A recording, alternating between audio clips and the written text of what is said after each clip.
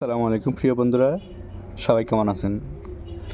এই যে ছাদের উপর যদি একটি ছাদ বাগান করতে আপনার মন চায়, আপনার ইচ্ছা শক্তি যথেষ্ট। কারণ আমরা দেখি মানুষ মরুভূমির বুকেও এখন ফসল ফলায়, যেটা অসম্ভব ছিল। তাই আমি বলবো যে ইচ্ছা শক্তি যথেষ্ট, শুধু একটু চেষ্টা করলেই হবে।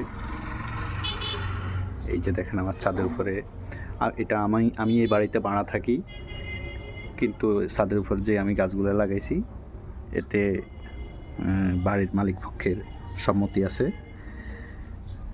তাই আমি গাছগুলো লাগাতে পেরেছি।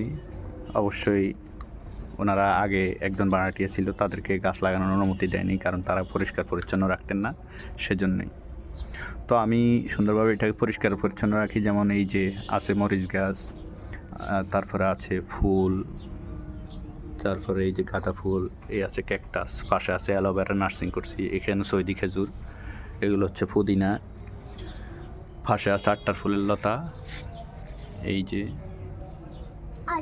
তারপরে হ্যাঁ এই যে আরও ছোট ছোট ছোট খেজুর গাছ লাগাইছি ওখান দিয়ে। এখানে আছে লেবু গাছ, তারপরে আছে এটা হচ্ছে আদা গাছ, এটা হচ্ছে গোলাপ ফুল গাছ বড় হয়ে গেছে কারণ ডালপালা কেটে দিলাম। পাশে রয়েছে এইগুলো হচ্ছে লেমন গ্রাস, এটা চার মধ্যে দিলে লেমনের গ্রান। এই যে এটা হচ্ছে ড্রাগন। এই অ্যালোভেরা গাছগুলো অনেক বড় বড় হয়ে গেছে, এগুলো থেকে অনেক চারা আসছে, আমি এগুলো তুলে নিলাম। তো আমার ভিডিওটা কেমন লাগলো সবাই আশা করি আমার ভিডিওটা লাইক দিবেন, কমেন্ট করবেন, যদি পারেন বন্ধু হিসেবে শেয়ার করবেন।